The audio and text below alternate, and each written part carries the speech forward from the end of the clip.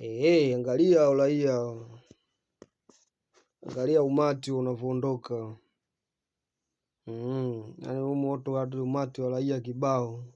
Na sasa hivi muziki wanaoileta sasa hivi ndio inaingia nyumba, kila nyumba, uwe na watoto, uwe na familia, nani utajua mwenyewe. Beba mizigo yako, mabegi nini, fungasha rudi kwenu, yaani unakotolea, unajua.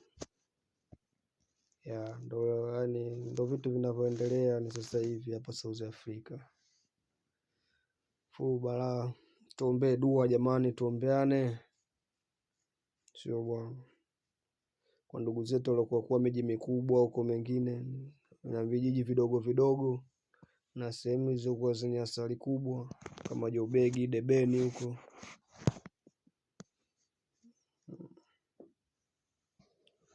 Yaani sasa hivi yani muziki uleta ni sio polisi, sio wanajeshi, sio raia. Yaani watu wote wanaenda nyumba, kila nyumba, yani doa toa doa, beba kilicho chako, beba begi lako, utajua mwenyewe, nenda. Washaingia mpaka kwa wenye nyumba, mama mwenye nyumba, kama baba mwenye nyumba, umepanga nyumba za kupanga, wanaambiwa hadi wenye nyumba kabisa, ni hapa raia kigeni hawatakiwi, inabidi waondoke makwao, sio bwana. Na sema atapita, ataisha tu kwa muda, si unajua bwana, vivu wa maisha. Atapita, nyo nakwambia atapita, anaisha. Sema kwa hilo kwa sasa hivi ya moto sana, bidi tuombeane dua.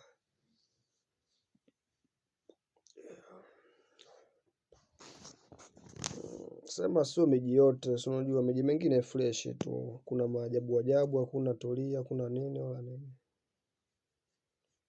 Kuna maandamano, hakuna nini, miji iliyokuwa watu waduanzi huko, miji ya wazuluzulu, watu weusi ndo watu wasiokuwa na elimu, washenzi wengi.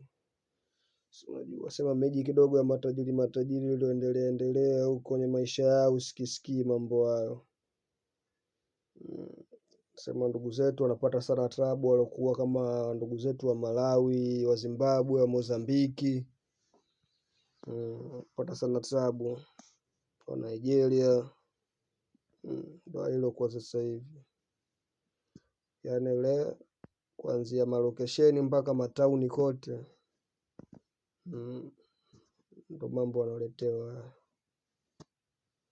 Usisahau hapo bwana kunifollow, kulike, kushare, tupeane story mbalimbali, maisha yaendelee ndugu zanguni. Kuna jipya chini ya jua.